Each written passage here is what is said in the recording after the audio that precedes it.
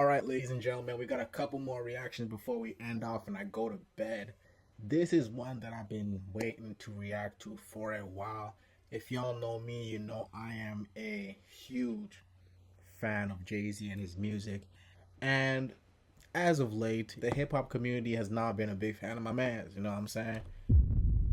So we finna figure out what the issue is, what the discourse is, and I'm aware of most of it. I'm not gonna lie. I really try to separate the art from the artist, but I ain't gonna lie. Sometimes he do be doing stuff that makes me look at him a little sideways, man. He do be doing some questionable stuff. But at the end of the day, for me, it's hard for me to deny the music, man. He just one of the goats, bro. I can't even lie. Oh! But let's go ahead and check this video out. Why hip hop hates Jay-Z now. Even Jay-Z's biggest supporters are turning on him now. And for decades, people defended him. They thought he was the person that they hoped he was, and that his success was his community success. But after the failing of his recent plans to build a casino in Times Square, it painted an entirely different picture. Because Jay-Z really tried to argue that building a casino would be good for black people.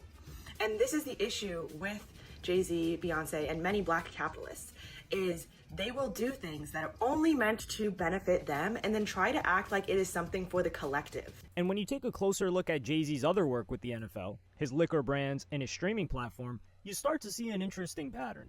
Jay-Z will market businesses as beneficial to his community when the only benefactor is Jay-Z. But it is something wrong when you're constantly guilting people to make it seem like you're going for some bigger than your self-effort and you're just selflessly doing things, when in reality, you're just trying to get it to a I ain't gonna lie, bro. You didn't get to those B's no way, man. It had to be some type of deal, some type of handshake, some type of something, bro. Oh! point where you can sell and make a lot of money. And what makes things even more sinister is that Jay-Z will use the veneer of social justice to promote these businesses when they arguably cause social harm. Okay, I think we passed kneeling. Oh! I think it's time to go into our actionable items. All right, I mean, yeah. Like I said, man, sometimes Jay-Z does do a little shady stuff, but when you separate the art from the artist, you know his art is pretty nice. When you take the time to look at the artist, you're like, damn, bro, like,